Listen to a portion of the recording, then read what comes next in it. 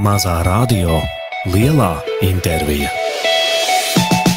Studijā Asatūrskija.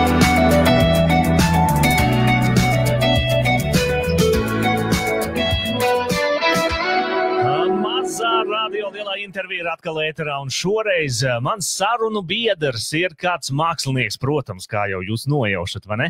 Mākslinieks, kurš daudziem asociējās ar radio, ar televīziju, ar mūziku. Es neko nevaru padarīt, atvainojos, pilnīgi neko nevaru padarīt. Man viņš asociējās ar kaut ko pavisam citu. Sveiciens visiem mūsu klausītājiem, kas šobrīd ir pieslēgušies dzīvajā, tiešajā ēterā. Un sveiciens arī tiem, kas ir uztrāpījuši atkārtojumā. Nekas, atkārtojums būs tikpat labs, cik tiešraidi, pilnīgi noteikti. Un grupas solistas ir, par ko es runāju, ko jūs visi zinat, protams, par ko es runāju, bet par to asociāciju. Un mana asociācija kaut kādā mistiskā veidā, kas nav nemaz tik mistisks, ir saistīta ar kaunu un saistīta ar plikumiem, un tā ir mana asociācija, un šovakar, protams, grupas logo solists Ansis Klīnstons. Čau, čau!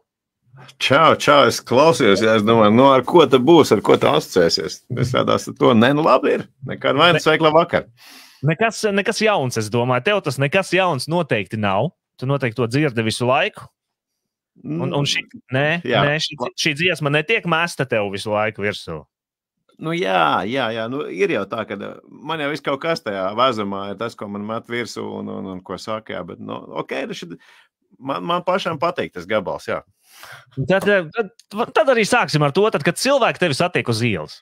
Kas tu viņiem esi vispār tāds? Tu esi mūziķis, tu esi laikaveids, tu esi DJs, tu esi, varbūt kaut kas pavisam cits, tu esi cilvēkiem uz ielas. Zini, kā, man liekas tādā, katrs jau ieraug to, ko viņš grib redzēt, jā, teiksim, ir reizēm kaut kādas dāmas saka, ka vajadzēja šitā vai tā runāt, kur kaut kādā intervijā vai kaut ko tādu tur teikt, vai kaut ko tādu citreiz prasīt, jo es jau arī reizēm intervēju cilvēks, ka reizēm man vajadzēja būt uzstājīgākam vai reizēm šito un ir arī, joprojām ir arī tādas vietas, kur es aizbraucu, kur man uzjautā, kāds būs gaidāmais laiks, un arī to par. Tā kā, man liekas, kas katram liekas, tu man ieraugot tajā aizberga virsotnītē, tas ir tas, tad to arī tur pakasa, bišķiņ to arī paprast. Tā kā saka arī, ka skaistums ir redzošs acīs un tā, un tas tāpat, man liekas, kas katram liekas aktuālāks to brīdi.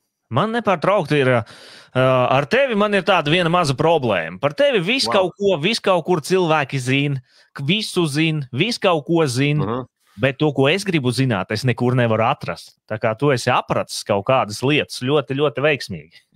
Tu vienmēr vari man uzprasīt, es tāds neesmu baigais slēpējs, jebkurš, es domāju, arī no klausītājiem, ja jūs kaut ko nezināt, vienmēr, jebkurā jautājumā varat man uzrakstīt. Es ar lielāko prieku varu atbildēt. Jā, vai arī, teiksim, kaut kādu dziesmu atsūtīt. Ja man viņi ir, tad es viņu atsūtu. Jā. Skaties, cilvēki šobrīd mūsu klausītāji visvairāk tevi atcerās no TV3 laika ziņām. Tie ir tie, kas šobrīd ir pieslēgušies dzīvajā. Lielākoties laika ziņas uzpelda. Es domāju, 7,5 vairāk gadi ēterā, vai ne, gandrīz katru dienu, kad tu pilīni uz nerva, vai ne, un stāsti visu kaut kādas lietas. Loģiski, ka tur var nokaitināt pusi pasauli, ir ceļš ar Latvijas laika apstākļiem. Tas ir labi, ka tu nedzīvo Lielbritānijā. Šeit, es domāju, tev klātos daudz plānāk. Tu zini, es esmu dzīvojis Lielbritānijā 4 gadus, un es arī skatos, kas notiek apkārt, un ik pa laikam ceļoju, un ir tā, ka Lielbritānijā salīdzinoši ar Latviju ir ļoti labs klimats. Nopietni. Ja tu salīdzini, teiksim, saulēno stundu skaitu, kāds ir gada laikā, tad Lielbritānijā nemaz nav tas pats sliktākais cipars.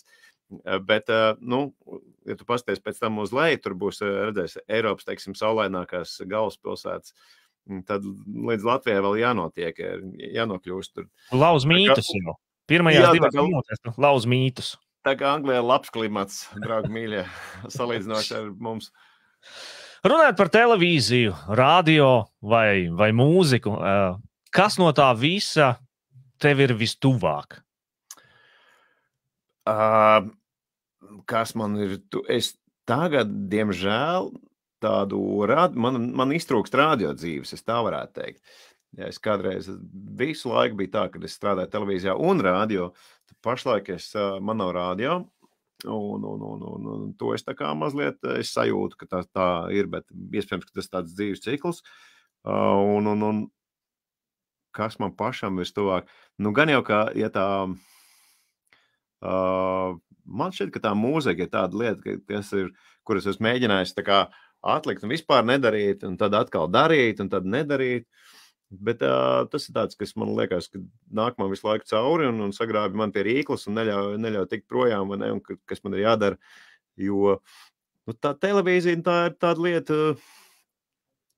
ko tu proti, to tu dari no sērijas, vai ne, māk skrūves, skrūves, māk reģips likt, liec reģips no sērijas, varu būt dārznieks, jā, esmu agronoms, bet starp citu, jā, es esmu agronoms pēc izglītības, nevienu dienu esmu nostrādājis par agronomu. Tajā pat laikā es, teiksim, taisu reklāmas, ierunāju reklāmas, ko es savukārt nekur oficiāli neesmu mācījies. Tā kā. Saprotams ir tas, ka tu esi tāds cilvēks orķestrs, ja, un tā ir viena no tām tēmām, kas man vienmēr liekas ļoti interesanti. No tā viedokļa, kad jebkurš radošās profesijas pārstāvis dzīvē savā saskarās ar tādu situāciju. Es domāju, ka tu arī saskāries ar situāciju, kurā tu domā, pagaidi, es daru visu un es nedaru neko. Ja? Kam vispār tas ir vajadzīgs? Ko man tieši darīt? Vai tam man vajag to rāģu vai nevajag? Vai tam man vajag to televīziju vai nevajag? Vai vispār ir nozīme jebkam, ko es daru, priekš kam un kāpēc? Varbūt jāiet par agronomu un visu miers. Nē, nekas arī tas nav slikts. Teiksim, būt par agronomu ir baigi forši, ja ir aicinājums un ja gribās. Un es uzskatu, ka vispār vajag darīt tikai tās lietas, kas tev patīk. Tādā ziņā, uz ko tev tendē. Kur tu, teiksim, piemēram, es ģitāro nospēlēt visu dienu un pēkšņi pamanīt, ka diena ir beigusies. Es varu kaut ko komponēt un aizmirst laiku. Un tieši tāpat ar, es domāju, daudziem citiem darbiem ir, ko tu dari, kas tev ritīgi patīk. Un, man ar to sadalījumu ir bijis tā, ka, piemēram, pēdējais klips bija tāds. Mēs strādājām ar taustiņnieku pie manas studijā un mums bija jāpabeidz kopā viena milzīga lieta. Un parasti cik viņš ir inženieris un arī video inženieris, tāds ar stāžu tādu, kas saprot visiem tiem freimiem un reitiem, un tur tā, ka viņš vienkārši kādreiz pārbaudīja Latvijas vairākām televīzijām to kvalitātes standārtus, var sakot, strādāja pie tā, un tad, bet viņam vienkārši nav laika sataisīt klipu, samontēt. Un es saku, neko darīt, vecīt, tev jāizdara tas darbs, kas tev jāizdara, un tad es vakarā uztaisīšu, tā es laikam pagājuši nedēļu, pirmoreiz dzīvē vienkārši uztaisīju klipu. Kāpēc? Tāpēc, ka vajadzēja. Cita neviena nebija, ņēma un izdarīja. Tā ar daudzām lietām dzīvē, manuprāt, ir, kad tāds liels, ir kaut kāda bloki, kurus kāpēc tu nedari, tāpēc, ka domā, nē, ko es to nedarīšu, tāpēc, ka es to neesmu darījis. Piemēram, man bijis ar reklāmām angļu valodā. Vai nē, draugi mīļie, latviski, jā, angliski, krieviski, nav mana lieta. Bija gadījums, vajadzēja, Iespieda. Jā, tā ir daudz ko, bet es nemaz tāds super uber multitasking čalis neesmu. Es tikai daru tās lietas, ko es protu. Es ik pa laikam pilnveidojos, teiksim, izēju tur kaut kādas treneru kursus, jo man tas interesē pašu. Jo man liekas, ir kaut kāds noteikts gadu skaits, pēc kura jāsāk vingrot, citādi, viss slikti. Un vienkārši, lai tajā visā orientētos, tā es ņemu un izmācos to visu. Mēs te runājam, ja reiz mēs jau esam tik ātri nonākuši līdz tiem darbiem un dažādiem darbiem un daudzšķautnainībai, tad man ir jautājums par to, vai ir kāda nozare? Jā. Tu jau tikko pieminēji, bet es nezinu, vai tā ir tā nozara, kurā tu gribēji kādreiz strādāt, bet vai ir kāda nozara, kas tev ir gājusi secēm, kur tu principā jūti, ka, zini, tie saucamie nepiepildītie sapņi, kur liekas, šajā nozarē, ja es tagad būtu jauns, tagad 16 gadnieks, un es tagad mauktu un dotu līdz pēdējiem, un es būtu ļoti veiksmīgs kaut kādā konkrētā nozarē. Tas tāds ritīgi labs filozofisks jautājums, jo kāpēc labs? Nevis tāpēc, ka es vienkārši teiktu, šis ir labs jautājums, bet tāpēc, ka tas patiešām ir labs. Jo bieži vienkārši tu atbildi šo teikumu, vienkārši, lai vilktu garumā, bet tā jēga ir tāda, ko es gribēju teikt. viss plūst un mainās, un ja es būtu 16 gados, tagad 16 gadīgs un izdomātu, es gribu būt tas, iespējams, ka tas viss ļoti mainītos, jo mainās dažādas pašām prioritātes un pasaules prioritātes. Pasaule mainās noteikti tā mēdī konverģents, un, piemēram, ja es gribētu būt labs burtlīcis savos 16 gados, vai ne burtlīcis, bet, piemēram, maketētājs, es nezinu, vai kāda profesija, kas varbūt tagad vairs nav nepieciešama. Tas viss jau mainās, un piemēram, cik būs autobusu vadītāji pēc 20 gadiem. Saprotu to domu, un to nekad nevar zināt. It kā tas ir tā romantiski domāt, es būtu 16 gados vairāk spēlējis gamas, es varbūt tagad izvēlētos nevis ģitāru, bet čelu. Diezin, kas tad ar mani būtu. Protams, arī tā var funkcionēt, bet tās ir tādas, protams, ka reizēm jaukas pārdomas pie kamīna varbūt, bet no viņām tādas īstas jēgas varbūt, es nezinu, tā kā izklaida. Vienkārši tu padomā, varētu būt tā.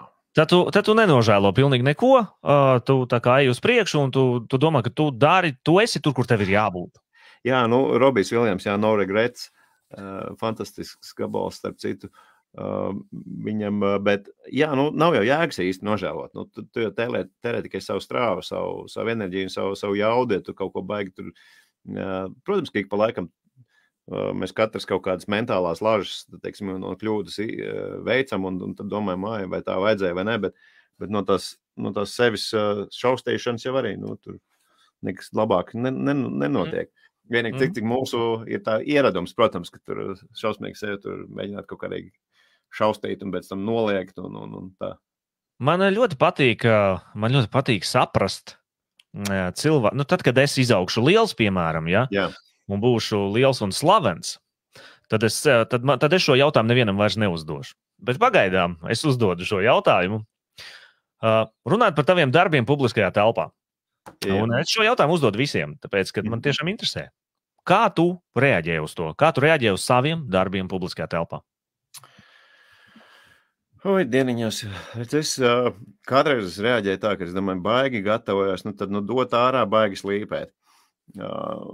Tas noved pie tā, ka vienkārši pie tā, kas pašlaik, kur es esmu, ka man ir kaut kādas pie 40 sarakstītām neizdotām dziesmām ārā pašlaik, kas nevis vienkārši tur uzmet un kaut kādu, bet tādas, kas jau folderīši stāv tev salikt un zinām, tas perfekcionisms, protams, arī tas, ka tu galīgi liderīgi laid, arī tas nekam nedara.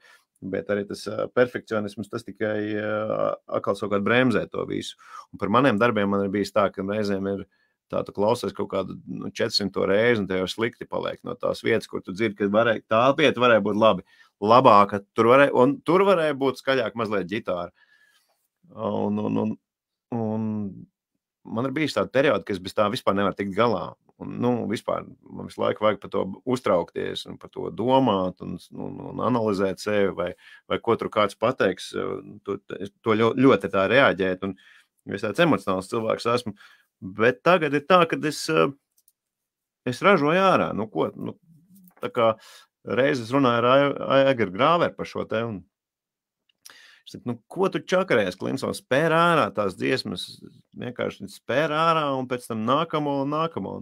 Un es pašlaik mēģinu tādā lēnā garā, bet to kaut kā darīt. Un tāpēc, šogad es esmu tā kā 2 beidzot izspērs ārā un arī taisos to darīt, jo īsti turēt, ja tu tur sevē iekšā un nerādi uz āru to visu, nevienam labāk nekļūst, pat tev nekļūst labāk.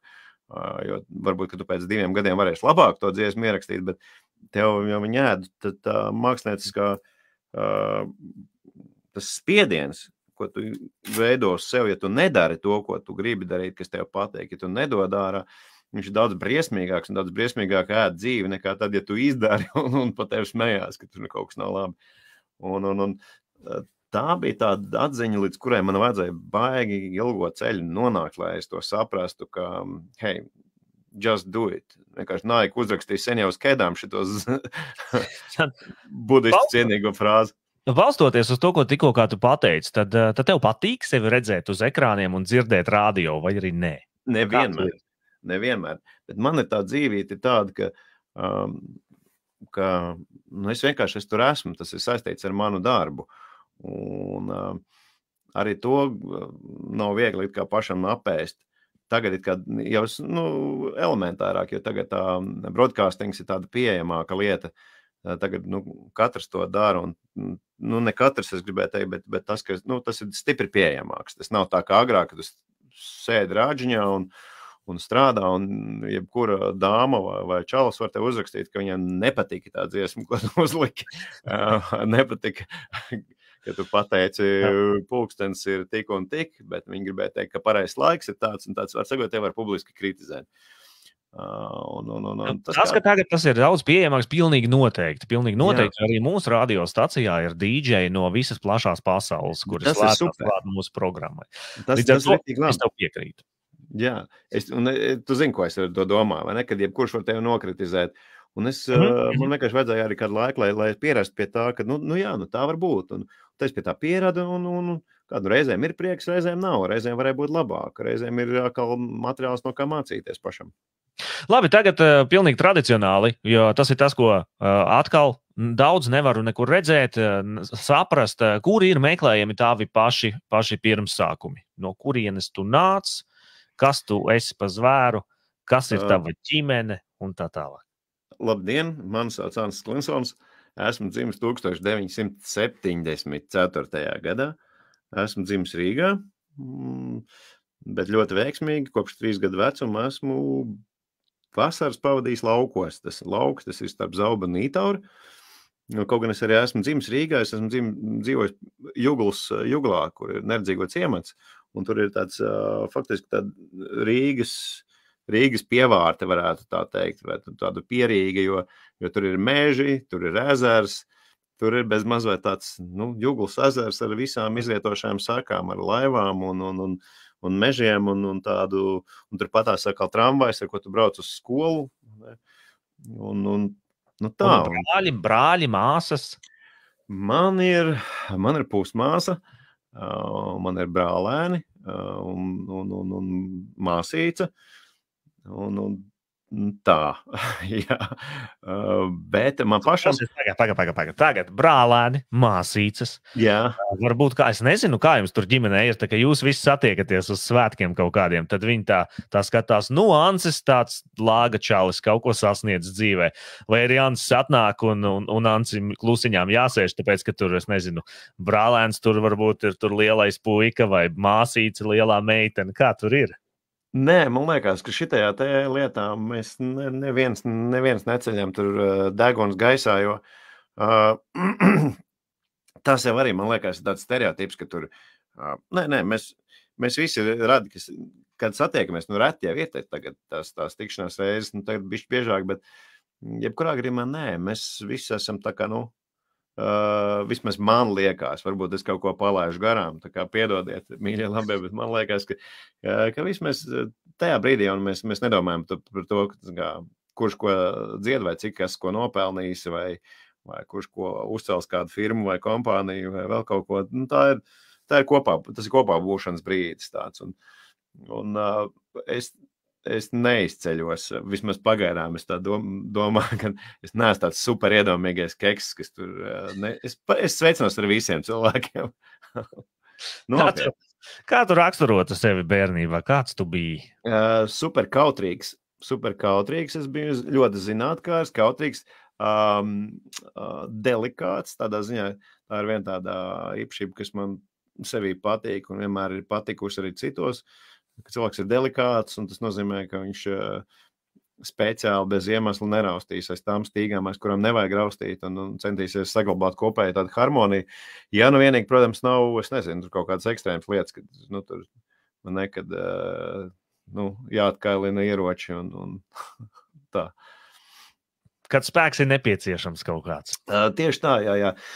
Ko es vēl varētu tā īsumā par sevi, es diezgan ātri sāku interesēties par dažādām filozofijām un domāšanas sistēmām un skolām, jo manam vecstāvam bija milzīga biblioteka. Viņš bija leģionārs un viņu neizsūtīja, tāpēc, ka viņš bija neredzīgs, dzīvoja Strasdamožā, bet viņu neizsūtīja, jo mana vecmama bija dzimusi Habārovskā pie Ķīnas robežas latviete, bet viņa dzīvoja tajā neredzīgo ciematā. Viņa bija tulks tam cilvēkam, kurš bija iesūtīts no Krievijas, kas bija no soda bataljona, kurš bija nosodījumā aizsūtīts uz Latviju, viņi bija tulks ar vietējiem. Un tas bija tas Krievu priekšnieks, bija, kur, ja viņš nepaliktu tajā Strasdu mūžā tur pa galveno politisko keksu, te viņi vienkārši likvidētu, jo viņš bija no Krievijas nosodīts tur. Un tad viņi bija tulks. Bez tulka, nekārīgi. Viņi zināja vienkārši toreiz krievu un latviešu valodas un vācu, bet maz cilvēki zināja to krievu valodu vispār. Un tad kaut kā ļoti veiksmīgi tas lika. Tāpēc arī es esmu vispār. Un mans vectēvs pa kluso kolekcionēja grāmatas, un es pie viņiem tiku bērnībā klāt diezgan agri. Un es biju tāds grāmatārps, kuram interesēja tas viss, un tīpaši tās domāšanas sistēmas. Tas man interesēja, un tāpēc es nezinu, par dažādām tur filozofiskām lietām vai jogas lietām, man patika lasīt, un vēl joprojām patīk, un arī urpties tajā visā. Tas man patīk, jā. Kā tava bērnība ietekmēja to, līdz kam tu esi nonācis tagad šajā brīdī, vai bija kaut kādi tādi konkrēti momenti, kuri ietekmēja tavu izvēli doties, tu vairāk vai mazāk tomēr devies mākslā, tā kā? Jā, man bija tā, ka man bērnībā bija tā kā otrais pols, pretpols, jo es mācījos mūzikas novirzienu vidusskolā, bet man mūzika ir bijis līdz šim vienīgais mācību priekšmets, kurā ir man bijis divnieks. Jā. Jā, es no tās mūzikas novirzienas skolas es aizgāju uz Buldariem mācīties agronomiju. Tā kā kaut kas man tur patika, kaut kas ne. Varbūt tāpēc, ka man ļoti agri bērnībā man lika spēlēt klavierus. Klavieru spēlēt nepatika. Ārā čaļi futbolu spēlēja, man nepatika klavieru spēlēt. Es gribēju teikt, es teicu, varbūt dodiet man ģitāru spēlēt. Nē, spēlēs klavierus. Un tad es klavierus kādu laiku nespēlēju. Un tad mēs varbūt tāpēc es kaut kā pieķēros ģitāru mūzikai un tām visam, kas bija tāds, revolucionārāks mazliet tajos uzskatos, vismaz tajā laikā. Jo ģitārs tas bija kaut kāds protests un savukārt klavieres. Klavieres visiem vajadzēja mācīties spēlēt, tajā novirzienu skolā. Tāpēc ģitāra, tas bija kaut kas tāds nepējams, vēl pieslēgta ģitāra. Jā. Ar ko nodarbojās tava mamma un tavs tēvs? Mans tēvs ir dārzkopis, cik es zinu. Es viņu esmu saticis tikai 4 reizes mūžā. Nopietni. Es atvainojos pilnīgi balsās. Dārzkopis, agronoms, klausies. Jā, bet tam nav nekāda sakara ar to manu izvēli. Man izvēle mācīties agronomiju bija tāpēc, ka tas bija tas Latvija tagad taisījās kļūt neatkarīgi vispār, ka varētu tas viss būt. Un es domāju, ka man ir lauku mājas, un tad es domāju, ka es braukšu tiem laukiem, dzīvošu, strādāšu, man patīk būt dabā, un tas tāds lauka iespējas. Bet fātrīts mans, jā, mēs esam kādas reizes 4 vai 5 tikušies. Tā kaut kā, ne viņš īpaši augsts laikam mani satikt, un es savukārt kautrējos rītīgi. Es domāju, ja mani tik ļoti nevajag, tad ko te es tur uzbāzīšos. Bet māma man ir skolotāja, bioloģijas, ķīmijas skolotāja. No turienes, es domāju, daudz latviešu, kas ir plašajā pasaulē un Latvijā zina tādu Anitu Klinsonu, kas mācīja bioloģiju, bija samērā skarba skolotāja, bet mācīja labs. Zin. Lūk, es jau saku, Zini kā, tev mammai var dot visus karogus rokās, tāpēc, ka pat līdz manim, es neesmu ne pie viņas mācījies, nedz man bijusi saskara, bet pat līdz manim, līdz manām ausīm ir nonākusi informācija, kad Anša gaitas tajā skolā bija zināmas visiem, un mamma ļoti, ļoti centās Ansi, tā teikt, atbalstīt ar visām 4 un tā tālāk. Ja? Tā kā tur cepuri nost. Mana māte, viņa ir tāds, viņš šomens, skolotājs šomens, kas ļoti mīlēja citiem tiešām izstāstīt tā, lai saprot un lai aizķerās. Un es biju ģimenes loceklis, kuru var izmantot, kura stāstus un kura piedzīvojums, kas ir tuvāk tiem, kuriem māca. un kas varbūt par to tiltiņu, kas nodrošina to jēgu, lai tas viss būtu vēl interesantāk, jo viņai tiešām patika tā visa lieta. Un viņas dēļ arī es pats orientējos, teiksim, ķīmijā, bioloģijā, fizioloģijā, tāpēc, teiksim, jā, man ir savs vitamīnu skāpis gandrīz vai, vismaz 2 plauktiņi, un es tiešām orientējos, ko kāda aminoskābe dara, un kas ir kāda ogļhidrāti, un tā tālāk. Laižam vaļā tagad ar ātrajiem jautājumiem pēc maza brītiņa, un tad paturpināsim, beidzot tiksim pie grupas logo un tiksim vēl pie tām visām lietiņām tūliņās. Ar prieku. Laidīsim vaļā ātros jautājumus. Mazā radio, lielā intervija. Studijā Asatūrskija.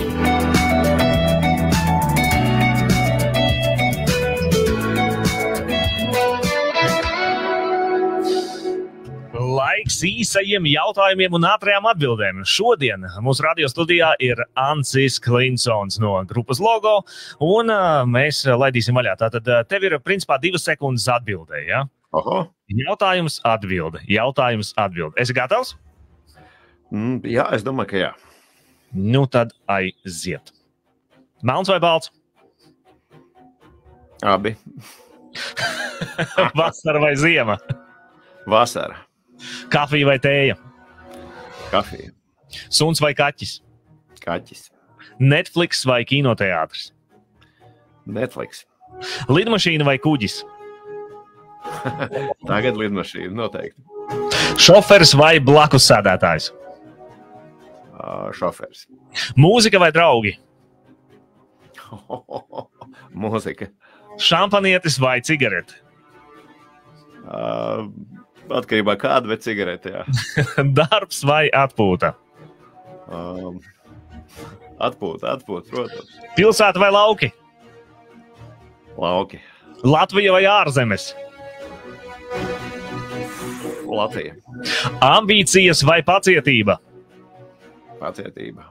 Cilvēks vai dzīvnieks? Jā.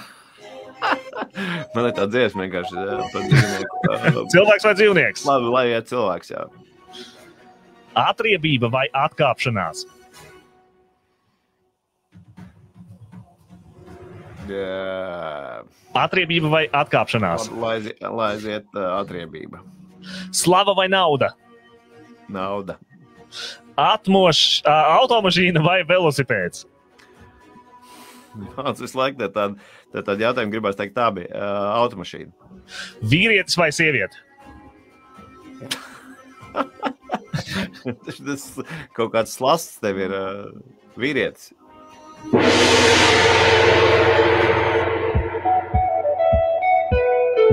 Tu man pārbaudīji.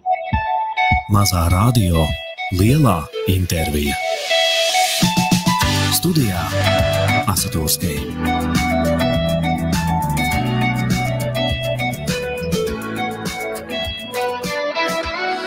Mazā radio lielā intervija Ancis Klinsons. Tie bija īsie jautājumi un ātrās atbildes. Nu, ko tev ir iespēja atmāzēt kādu no ātrajām atbildēm, ja ir vēlme? Nē, tev rītīgi labi sanāca. Es tur mulsu pie katras, jo, zin kā, dualisms jau ir tāda populāra lieta, bet vainu, man, tad tur, kur pa vidu liek to vai, man tas liekas tāda, tad, kad jāpieņem kaut kāds lēmums, ir tas kaut kādu lēmumu pieņemšanas arhitektūra, bet, ja tev vajag novērtēt, tad man parasti nav tā viens vai otrs. Tur es esmu vairāk uz kvantu fizikas pusi Tad kā tu pieņem lēmumus? Tev ir, vai tu, zini kā, testus pildot ļoti bieži ir, teiksim, skola, vai ne? Elementārs piemērs, visi zina, visi ir bijuši lielākā daļa. Un saprot, ka vienmēr ir tā, ir kaut kāds jautājums un gaida no tevis kaut kādu konkrētu atbildi. Un ir sevišķi, ja jautājums ir tekstuāls, tad kāds tu esi, kurš tips tu esi no cilvēkiem? Tu vari atbildēt tekstuālu jautājumu pa taisno, pa tiešo kā papīri, vai arī tu redzi tur 90 dažādas atbildes? Protams, ka es redzu 90 dažādas atbildes. Es esmu no tiem tipiņiem, jo, redz tā, tā dzīve jau ir ļoti daudzkrāsaina, vis kaut kāds konteksts var būt. Un tas konteksts un tā cilvēka stāsts un pat gada laika, piemēram, māja arī, cik māja var uzsilt. Tas ir atkarīgs arī no tās, teiksim, pozīcijas, kādā viņi ir pret dienvidu pusi. Tā dienvidu pusi vienā būs siltāka nekā ziemeļa. Tā kā viena un tā pati māja, viņi novieto, teiksim, platāko, garāko malu uz dienvidiem, sasils no tās puses vairāk. Tā kā arī ģeogrāfiskais novietojums. Tas ir viss kaut kas arī, kur viņi atrodas Itālijā vai Latvijā. Vai ne? Un tā kā daudzi tas nekas nav tāds vienkārši noskaldāms, jo tam visām lietām viss ir ļoti saistīts un visam ir ļoti daudz dažādas nozīmes. Tādā ziņā, ka arī par mikrofonu vai, teiksim, es nezinu par jebkuru lietu. Doma ir skaidra, un man liekas, tagad jāņem rokās ir ģitāra, tā, kas tev tur aizmugurē. Bet runa ir par to, ka, redz, tava ģitāra tagad tev ir rokās, un mēs varam doties uz logo laikiem un uz mūzikas laikiem. Kad tad bija pirmā reize, kad tu tad paņēmi to ģitāru rokās un kā tu nonāci līdz logo? Kur ir tas sākums un kas jūs tie pa cilvēkiem bijāt? Kā jūs vispār sapratāt, ka vajag, mums vajag kopā spēlēt?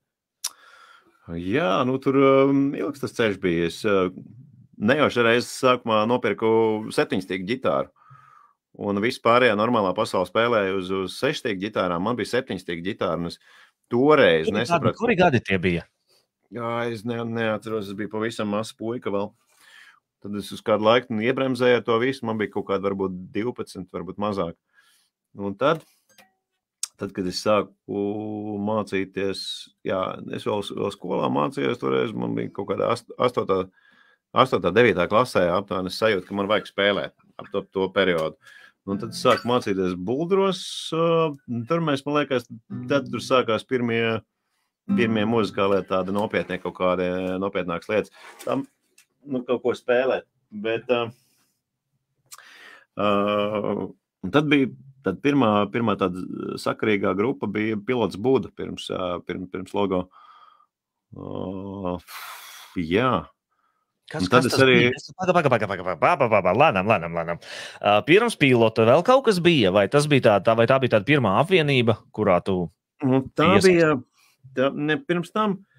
Pirms tam faktiski nebija nekas tāds nopietns. Jā, tā bija tāda pirmā nopietna apvienība Pilots Buda, un tur bija Jānis Žilda arī. Mēs divatā arī to visu darījām, tā kā radījām. Un kāda mūzika, ko jūs spēlējāt? Mēs metām acis uz tādu shoegaze pusi, uz tādu alternatīvu pusi, tādu uz angļu alternatīvu, tad varbūt uz Lou Reeds mums abiem patika ļoti, un Velvet Underground tajā laikā, un tad mums patika Dead Can Dance, un tad mēs tā arī tā kā iespaidājamies Cure, protams, un tāds, bet tāds stipra alternatīvs tas viss, un Swans. Un par grupu tieši par šo projektu Pilots Buda, vai ir kādi ieraksti saglabājušies vēl, kuri nav īsti redzējuši? Noteikti, ka ir kaut kur, un es pat esmu kaut kur dzirdējis, bet man par savu, teiksim, kaut kādu tādu seno darbību, man nav tāds pietāds, tā kā kaut kādam filatelistam, kurš vāc informāciju.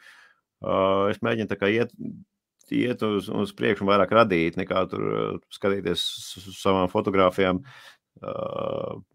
tā tēlēni izsakoties. Tā kā man pašam reizēm tā, ka man reizēm uzprast kaut ko, vai man nav kaut kā, reizēm man tiešām arī tā nav. Reizēm ir, ja ir, tad forši, jo es kaut ko sadarbojos kopā, uzstājos arī kaut ko, vai, es neesmu tas rūpīgais glabātājs, tad varbūt tas ir mans mīnus, jā.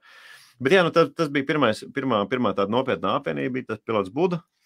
Cik ilgi jūs tur kopā spēlējāt, un kas tālāk notika, vai jūs kaut kur tā teikt tikāt ar to kaut kādā virzienā sev vēlamā? Jā, mēs paspēlējām tajā laikā, kāda ir Latvijas bija festivāli, tur Sinepsi medus bija toreiz, un tas bija ritīgi forši, vai kaut kādas underground pasākumos diezgan spēlējām, Kā tu iepazinies ar Jāni Žildi? Mēs iepazināmies, manuprāt, Bulduros, kā reiz, Bulduros. nezinu, vienkārši mēs mēs to atradām. Es nezinu, kaut kā mēs sākām runāt, un viss čiks aizgāja. Es nezinu, pat kaut kādā ēdnīcā vai kaut kā tam līdzīgi. Nu, tur tā vienkārši, kad ir kontakts, un jā, mēs sapratām, aiziet, jāsāk mēģināt. Jo pirms tam es biju kaut kā tur provējis kaut ko, bet man nebija kaut kāda cilvēka, kas ar mani saprotās labi un otrādi. Bet jā, nu, un tad, kas bija tad? Tad es sasitu mašīnu, un man vajadzēja nopelnīt, kaut kādīgi atstrādāt no naudiņu. Un tad mēs uztaisījām ar vienu citu čalu, vienu dūmmetāla čalu, mēs uztaisījām kopā tādu projektu, kas saucās Saule, kas bija tehno ar country un tehno. Toreiz Redneks bija populārs, mēs domājām, laba lieta, jāpamēģina. No aizgāja, jā, Latvijā aizgāja, bija tur Rikšiem Berīt, Espalēt, bija tā visu stelu. Bet arī tāda divi samērā alternatīvi keksi mēs to uztaisījām, kas, es saprotu, tur kaut kāda varbūt ne mūzikas faniem varētu baigi, kā viņi tur estējā visā iekšā, ka normāli, ka tev izdīgs, bet šitas bija, kad tāda, teiksim, mēs par to melno un balto, tas bija tāds ritīgi pretpoli šoreiz. Bet, labi, tad... Jūs tam projektam jūs piegājāt vairāk kā biznesa plānam? Jā, tas bija biznesa plāns konkrēti. Tur nebija nekā tā, nebija nekādas mākslinieckās pretenzijas, nebija vai ambīcijas, pilnīgi nekādas. Un tas manam grupas biedram nepatika, Jānim Žildim, jo kā mēs kaut kur side jobā, teiksim, es nezinu. Es arī viņu saprotu. Grauju reputāciju. jā, un tā, arī, kā, zin, kā es tur nerādies, tur man strādāju kaut kādu laiku pie tā, tas jau nav tā, ka tu jau nevar nevienu lietu arī mūzikā izdarīt vienas stundas laikā, tas prasa piepūli un tā kā, jā, bet pēc tam... Bet tā ļoti, ļoti populārs projekts, visi viņu zina, tā kā, jā. Varbūt zināja, jā, es nezinu, tā, bet, katrā ziņā, jā, un tad gāja laiks, tad man bija kaut kāds grupa bērni, kas spēlēja ļoti līdzīgu mūziku grupā Logo, bet tur saglabājas ritīgi māzkās. Par bērniem bišķi vairāk pastāst lūdzu. Kas tur bija? Kā tas bija? Tur bija vairāk vienā no sastāviem bija grupas Deportes debesīm ģitārists Kārlis Bikšus, ar kuriem mēs spēlējām arī Logo kopā kādu laiku. Bija Deportes debesīm bundznieks arī kādu laiku. Bērni, tas bija tāds, faktiski pirms Logo sākums, kad es sāku savu mūziku mēģināt vispār kaut kādīgi tādā aranžēt un tādā poprokā rokā ietērpt, kas vairs nebija nekāds tur super alternatīvs mūzikas žanrs, vai arī nebija kaut kāds tehno, kas nebija tāda popa košēna galīgi. Un tad tas bija tāds mans pirmais mēģinājums, un tad mēs apbraukājām bija kādreiz tādi koncerti Latvijā taisīja, savācās vairākas blitzes kopā, un tad taisīja festivāls. Un to organizēja Freds ar UFO, kas bija no Radio SVH, un tad tā bija dziesma manai paudzei, ka pa dienu nāk, ir tāds cilvēki visi, kuri mēģinājuši padziedāt, tas rēcīgāk lapūs. Fantastisks pasākums dziesmai. Jā, var sakot, pa dienu ritīgi ir tā oficiālā daļa, un vakarā tad ir koncerts, un tas koncerts ir diezgan ilgs, koncerts jau ir normālais, tāds foršais, un man liekas, tas bija tāds ļoti izdevies veids, ka tas raidījums savāc cilvēkus un to auditoriju, kas visu laiku savā starpā notiek un interesējas viens par otru, un tad tas reģionālā skati notiek pa dienu, tur, ko katrs ir no tiem cilvēkiem, kā viņi tur dzied, un vēl televīzijā tas viss, un tad finālā vēl festiņš visu vasaru. Tādos mēs nobliezām ar bērniem, un tad tie bērni, pēc tam viņi pārtapa par Logo, jā. Par bērniem vēl runājot, te interese rodās mūsu pašu radio ļaudīm par to, kur lai dzird bērnu ierakstus. Es zinu, ka ir tāds klubs Depo, Vanagam, kas ir Depo tētis galvenais. Es zinu, ka viņam ir. Man nav. Bet es zinu, ka viņam ir kaut kādi ieraksti no grupas bērni, jo Toreiz bija kasešu laiks vēl. Tas bija kasešu laiks. Labi, es nezinu, lents vēl. Nē, lentas vairs nebija tādā cieņā, bet es zinu, ka viņam ir bērni. Fantastiski, ka kaut kur var atrast vēl kaut ko no bērniem. Tad mēs esam nonākuši līdz tai grupai Logo, beidzot. Ar ko tas viss sākās? Kas bija tas pirmais sastāvs? Tas jau bija, man liekas, tur bija vienlaikus spēlē Bungs, Artūrs Mēdnis, tas, kas nodarbojās ar PR lietām un digitālo mārketingu tagad ļoti. Un Mēdnis spēlē Bungas, Kārlis Bikšs ģitāru spēlē. Basisti mums toreiz diezgan mainījās. Kas spēlē? Basu spēlē bija Elmārs Orols spēlē basu pirmajā Logo sastāvā. Tas bija čalis, ar ko es iepazinos nejauši mūzikas veikalā vienā. Mēs sākām runāt, tā un šitā, un viņš tur multi-instrumentālists izrādās, viņš kādreiz spēlēs, izrādās ģitāra bija tādā pirmajā sasaukumā grupai Austrum Eiropa. Un nevis tajā, kas tagad ir, bet tāda, un tad vārds pa vārdam es saku, vai tu negribi būt viens no Beatliem, mums tieši vajag kādu, kas basu spēlē, viņš sūdz jautājums, un tā mēs sākam spēlēt, un tad jau tie sastāvi tur mainījās, viss kaut kādīgi un tā, bet tas bija tas pirmais tāds Logo, jā. Kas bija tas, kas to jūsu grupu turēja kopā, Logo vispār? Tu domā, tas bija tu? Vai tas bija kāds menedžments, vai tā bija kāda pamata ideja jūsu sastāvam? Kas bija tas, kas jūs tā kā saturēja un virzīja? Zini, vienu brīdi tas, kas to visu saturēja, bija mans parakstītais liegums ar BMG, ka mums vienkārši tas bija jāizdara. Bet galvenokārt jau jā, tas, ka visiem mums patika tā dzīvā uzstāšanās, un tas bija tā ir mūsu tā kopējā ideja, bija, ka labi ierakstiem, bet tā ir viena dzīve, tas konservētājs, bet tajā brīdī tā reliģija, tāda mūsu pārliecība bija tā, ka īstā mūzika notiek dzīvajā, īstā mūzika notiek uz skatuves. Un tas bija tāds skatuves mūzikas kolektīvs, un lielākā mūsu kļūda ir bijusi droši vien tāda, ka mēs ierakstījāmies studijā, kas bija tāda klasiskajā studijas ieraksta, ka katrs atsevišķi raksta to savu. Tagad atpakaļ skatoties, droši vien, ka mēs gribētu rakstīties labāk, vienkārši daudz ceļos un uzreiz, un kaut ko pēc tam trimmēt un tur tīrīt vai kā, bet tā jau tā tehniska lieta, bet ja atgriežamies pie tā, es domāju, ka turēja kopā, bija dziesmas vienkārši.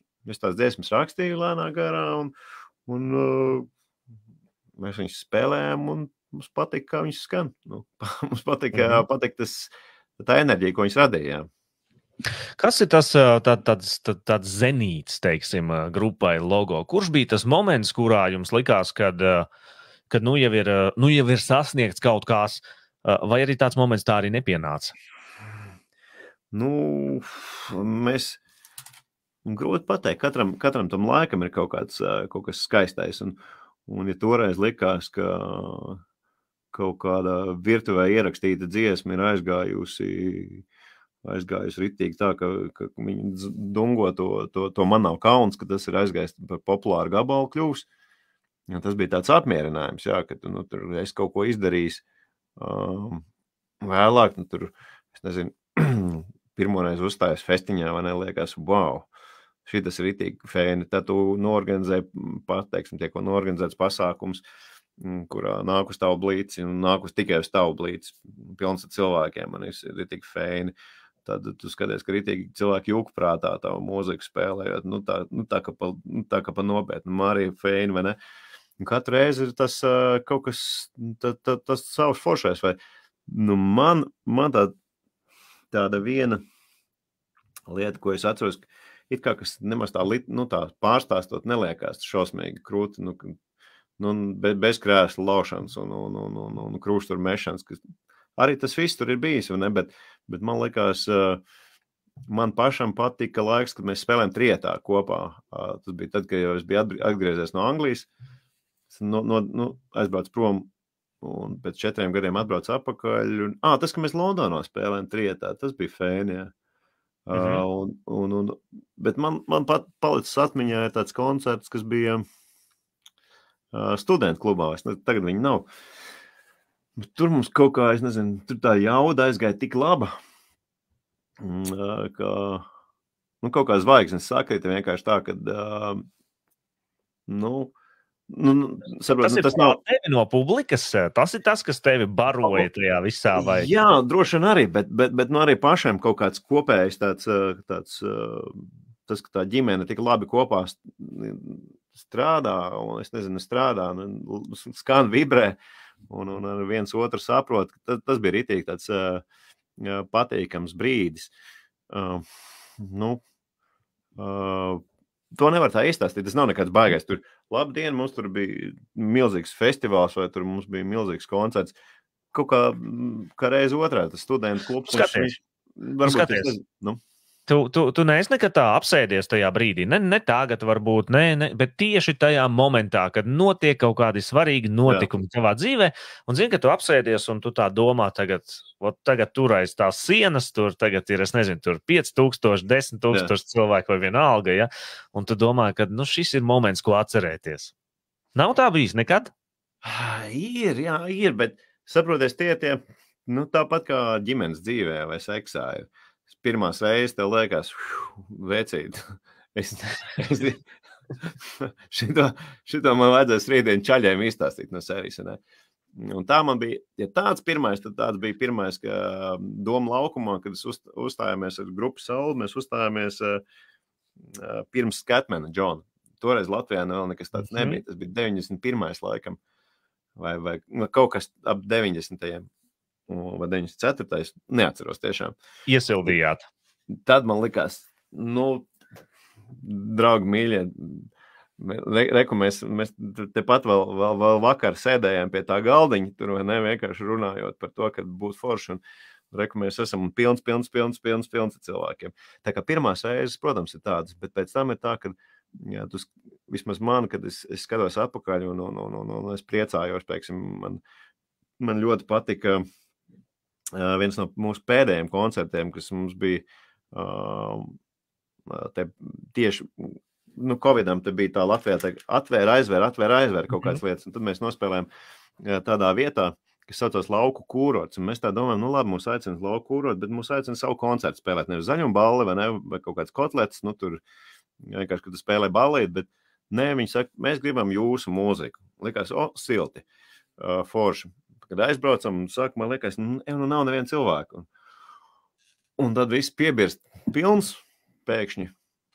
Un tas bija pēdējā tāda, ritīgi labā, tāda patīkama sajūta, kad tu aizbrauc, tu nezini, uz kurien tu brauc, nezini, kas tur būs, bet savācamies visi tur un spēlējam un tā, kad, wow, un aiziet. Jā. Tu pirms kādu brītiņu stāstīji par to, kad tu biji aizdevies tālajās. Kāpēc? Kāpēc tu pameti Latviju? Kur tu devies? Bija tā, ka Čoms, ar ko mēs rakstījām tieši manā kauns kopā, kas taisīja tur bungas programmēja, mēs bijām ierakstījuši vēl tādas, kā sauc shadow book, shadow writers, kas ir. Kad ir autors, un mēs tādi shadow writeri bijām ar viņu. Mēs taisījām kaut kur var dzirdēt, vēl joprojām droši vien Latvijas rādio klejo tādu Talsu vārpa apvienību, kas vienkārši toreiz mēs ierakstījām pa albumam un devām Gailītim G, vienkārši pārdevām viņu, teiksim, tad vēl Lielmeža Miķels, un vēl kaudzīt ar visu kaut kādiem māksliniekiem, pat no kuriem, teiksim, es zinu, ka Lielmeža Miķels, viņi, tie producenti, kas izdeva, viņi savāc vienu keksiņu, kurš gāja un uz fonogrammu spēlēja. Bet, labi, var sakot... varbūt vēl kādu nosauc, varbūt. Talsu vārpu, tas ir labākais, tas ir bests, jā. Nopietni, Talsu vārpu. Un tad tu devies uz Angliju? Bija tā, ka tas logo jau, mēs jau spēlējām, mēs jau bijām izplosījušies pa Latviju. Un tad tas Čoms, viņš jau bija Anglijā, viņš saka, brauc rakstīties. Un tad man uzaicināja viens mans attāls radnieks no tādas grupas A Million Suns, kuriem Nottinghamā viņiem ir studija savu. Viņi saka, brauc rakstamies, ko tu tur čakarējies? Un es domāju, labi, es braucu rakstos, bet es nebiju, un viņi arī nebija iedomājušies, ka čaļiem, kas Latvijā te dzīvo un spēlē mūziku, ka viņiem, tādā līmenī, ka tu esi valstī zināms, ka tev var pietrūkt piķis dzīvošanai. Tad es aizbraucu rakstīties, un man kaut kādā laikam nedēļas vai 2 laikā viss kāposts. Banka pa sauso. Jā. Un tad es sapratu, ka, jāsāk strādāt. Un tā es aizstrādājos, un mēs tur to čalu mēs ierakstījām, man liekas, arī kaut kāda, tas bija saucās No Respect, tāda apvienība. Un mēs ar vietējiem noslēdzām ar vienu vietējo apvienību, ar vietējiem izdevējiem vieniem līgumu parakstījām. Bet tam mēs laikam nodevām 2 albumus, un viņi baigi domāja, ka varētu kaut kas būt, jo toreiz Latvija nokļuva pasaules čempionātā futbolā. Viņi domāja, Angļi domā, kā, jau futbols, jau latvieši beidzot tur, bet laikam mēs vairāk par 2 spēlēm netikām tālāk. Viņa tā interesi par mūs kā par tādu biznesa vērtību. Paklausies, ļoti interesanti klausies. Mūzika, futbols. jā, jo sports man interesē vispār tikai tāds, ka tādā ziņā, ka priekš paši citiem. Tad, principā, Lielbritānijā tu arī rakstījies, rakstīji kaut kādus projektiņus. Jā, un strādāju. Es biju kāds darbs tikai es nedarīju. Es biju oficiants, es biju fotomodelis šitā te Royal Arts Academy. Tur vienkārši nostrādājies, aizēju un vienkārši sēdi. Un cilvēki mācās fotografēt. Un tu tāds sagurs, vienkārši cīnies ar savu sagurumu. Tu var bliest. Iedomājies, cik tavas fotogrāfijas ir apkārt šeit pa Londonu klejo? Jā, bet tas jau bija sen, un droši vien, ka tur neviens viņas nav saglabājis. Un tad, un tad sāku strādāt par mākslininieku, tad par krāsotāju. Un tad uzzināju, ka galdniekiem labi maksā. Un tad šurp grāmatas uz skolu pasūtīju grāmatas, sarunāju džekiem, lai man pamāca. Un tā es sāku strādāt par galdnieku. Fantastiski, paklausies. Tu esi, tā teikt, iesāki jaunu dzīvi, izdarīji vēl pa 9 profesijas jaunas apguvi. Tad beigās nonāca līdz tam, ka tu tomēr nolēmi braukt atpakaļ, un turpināt gan mūzikas karjeru, gan mēdījos, Jā, man tas mēdījiem, tas tāpēc, ka es to māku tā kā darīt. Tas, ko es biju pirms tam darījis, nebija nekas svešs, un man gribējās to mūziku, man gribējās to savu kaut kādu vietu, apciemot tās savus laukumu mājas, nevis vienkārši redzēt viņas tur reizi vai 2 gados, bet tiešām būt, ka tu aizēji var pačurāt pie savu upeņu krūmu no sērijas. Un tagad gan jāsaka, toreiz man tas mani vilka, bet tagad, cik es esmu bijis uz savām lauku mājām, es nezinu, ritīgi rēt, bet pie upenēm nevelk, jā? Ko zināt, kas būs rīt, bet pagaidām ne. Man galvenais, kā vilka, man gribējās spēlēt. Un kaut kā Londonā man nesanāca tik daudz spēlēt, to dzīvo uzstāšanos. Bija tā, ka tur darbi vēl kaut kas, tas sanāk kopā grūti, tur braukt no vienas puses, otrs sanāk kopā, kaut ko uzspēlē. Bija šī uzspēlējumi, bet tas nebija tā. Man gribējās to visu vairāk. Un es sapratu, ka man Latvijā es to vidi zinu vairāk, un Latvijā man atbrauc pie manas basists viens un teica arī, es arī domāju, ok, braucam. Vai tev kāds atpazina Londonā strādājot? Nebija kā, kad Latvijas ienāk tur restorānā un tagad tev jāapkalpo, un viņš tā kā saka, kaut kur tur redzēts. Nē, es pa to restorānu līniju, tikai uz tādiem eventiem strādāju, tur nebija tāds biežais, nebija tā, ka es tur biju rezidents kaut kur, es tikai man uzaicināja, man uzaicināja uz tiem pasākumiem, un tas man likās baigi rēcīgi, tu strādā, teiksim, tajā Ziemassvētku laikā, tad tu strādā gan kaut kādu mēnesi bliez no vietas, tā ka ritīgi, vai es nezinu, cik stundām dienā. Bet, nē, es nezinu, nejūtu. Bija kaut kādi brīži, ka savējie kaut kādi satiekās, vai, tas neesi tu. Jā, bet tas... Bet maz. Nu, nav tā, ka tur ej pa ielu vai ne, un tad tev ķer nost. Man jau tāpatās, ko tu tur... Es jau neesmu tāda slavenība. Ir forši, ka tu atgriezies un ka tu turpināji savu darbību, dari to, ko tu dari. Un laiks skrien vējas pārniem, diemžēl. Un man tik ātri, tik daudz, ko vēl gribētos pajautāt gan par Londonu, gan par tiem ierakstiem Anglijā, ko jūs te rakstījāt, gan par shadow rakstīšanu, gan par visu, ko. Tik daudz, ko gribētos pajautāt, bet laiks mums šobrīd ļoti pat spiež. Tad es tev prasīšu pāris tādus noslēdzošos jautājumus. Un viens no tiem ir, kā tev liekas, vai tu esi veiksminieks? Noteikti, es dzīves esmu. 100 punkti. Jā, varēja būt sliktāk. Nē, nopietni. Tas ir... Kas tālāk? Kas būs tālāk? Ko tu darīsi tālāk no šīs dienas sākot? Ko mums no tevis gaidīt? Pirmkārt, jau, ja mums vajag maz laika, es varu pateikt, ka Facebookā man ir dziesma vienkārši uzlikt pat pēdējā, ko mēs esam izdevuši ārā. Ko es darīšu? Tagad man ir šonedēļ piekdienu jānospēlē kāzas. Neticēsiet, bet kāpēc ne? Un tad es pēc tam nākamajā nedēļā droši vien ierakstīšu kādu dziesmu atkal. Un es esmu tā diezgan nolēmis. Ik pa laikam vienkārši dot šīs dziesmas ārā, jo citādi mākslas formas koncertus kādu laiku bija vispār aiztaisīt ciet.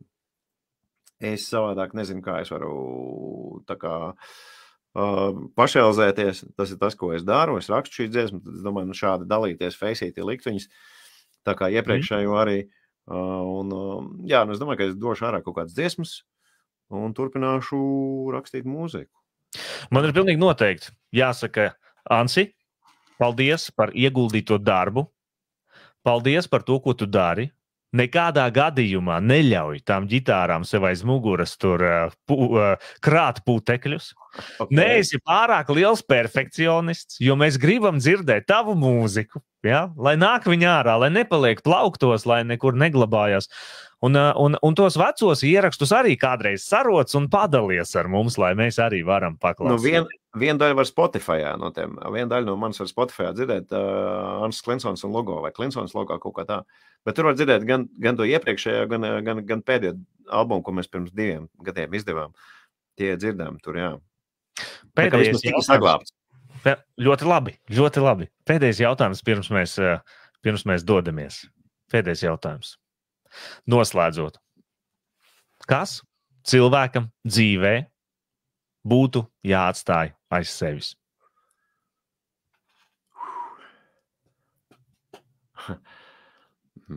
Viss. Ne? Labs. Man pašam patīk šī atbilde. Viss jāatstāj aiz sevis. All that you can leave behind. Nē, jā. Ko tu gribi atstāt aiz sevis? Un tādā ziņā, cik tu daudz gribi pilnveidoties un kādu dzīvi tu gribi pavadīt. Un tas tādiem stoiķu filozofiem man šķiet iet ļoti kopā, kad esi labākā sevis versija šodien un atstājies sevis un esi tāds, kā tu gribi un to, ko tu gribi atstāt aiz sevis. Es gribu atstāt laimīgu meitu aiz sevis, lai viņi ir priecīgi un kaut kādu čupiņu ar mūziku un literatūras sarakstu, ko lasīt un kā pilnveidoties un ko es esmu darījis savā dzīvē, bet es domāju, ka neko lieku vispār nevajag stiet līdzi. Tādā ziņā, ka ir jāmāk atrast to balansu, un tas jau ar gadiem nāk, ko tu līdzi nes, ko tu nenes līdzi, ko tu atstāji aiz sevis, un ko tu gribi atstāt aiz sevis, tā kā pēc tā brīža, ka tu pamet šo viesmīlīgo planētu. Bet tam, man liekas, nevajadzētu būt tam noteicošiem mūsu ikdienas rīcībā. Mūsu ikdienas rīcībā vajadzētu būt noteicošiem, manuprāt, tam, kāds es gribu būt, nevis ko es gribu atstāt. Ko es gribu atstāt, protams, tas ir forši, bet tam nevajadzētu būt centrāliem noteicošiem. Mēs par lēmumu pieņemšanu runājam. Manā lēmumu pieņemšanas arhitektūrā es to neuzskatu par centrālo tēlu. ko es atstāšu, bet kāds es esmu tagad, ko es varu tagad izdarīt. Un droši vien jau, ka sasaucās viņi abi divi kopā, jo bet te atkal tas konteksts, jā, tur var atkal aizbraukt ritīgi auzās un atkal var arī saprast nepareizi to, bet es domāju, ka jābūt vienkārši šajā brīdī, šajā mirklī ar labāko iespējamo versiju. Paldies! Ar prieku, paldies, Bif! Mazā radio, lielā intervija. Tiekamies nākamreiz.